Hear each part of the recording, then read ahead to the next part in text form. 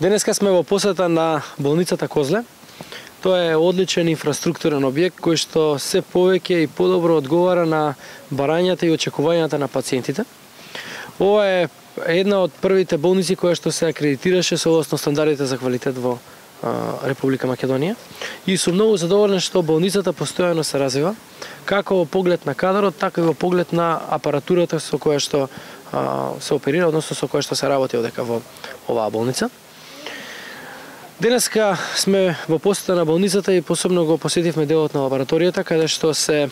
набави нов имунолошки анализатор, апарат кој што претходно го немаше во болницата во Козле и за кој што испитувања беа приморани пациентите, односно примероци од крвта да бидат испраќани на трансфузиологија или на некоја од другите клиники.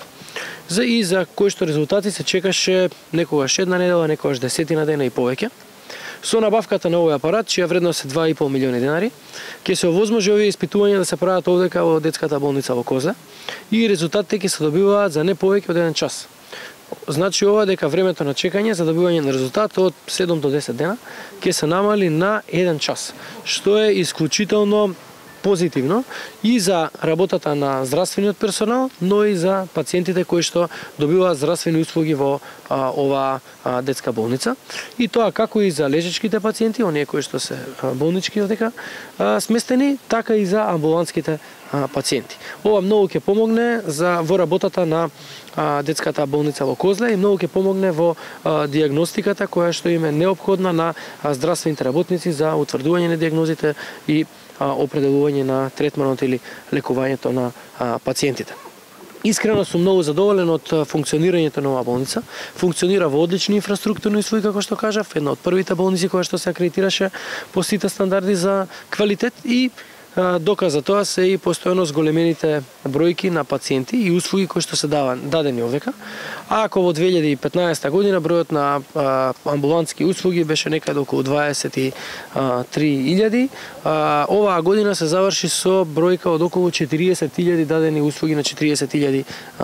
пациенти, што е одличен или сериозен раст на болницата и сериозно се зголемува бројот на услуги кои што се даваат во оваа болница, што е пак доказ за тоа дека пациентите се повеќе одбираат оваа болница како приоритетна или како болница на која што се повеќе најмногу и веруваат. Исто така за одбележување дека и расте бројот на болнички пациенти, така да и овде ќе имаме сериозен раст од над 65 или 67%, што исто така говори за сериозно зголемената доверба на пациентите во оваа болница, но и говори за тоа дека сериозно се подобрени и капацитетите и од аспект на кадар, но и од аспект на опрема на оваа институција. Кога сме кај кадарот, од оваа болница преку 70% од докторите веќе беа на едукација во странство и тоа помина одлична, сериозна едукација во еден од најсериозните центри за педиатрија во Европа, тоа е Бамбино Џезу во Ватикан, во Рим или во делот на Ватикан е таа болница, со што се овозможи сериозно подигнување на нивото на квалитет, знаење и вештини на докторите кои што работат и даваат услуги одека во детската болница во Козле, но има и доктори кои што беа покрај во Бамбино Џезу и во други центри во Европа, во Турција, во Словенија, во Србија и така натаму, со што сериозно се придонесе за подобрување на квалитетот на здравствените услуги кои што се даваат во оваа здравствена установа. Искрено се надевам дека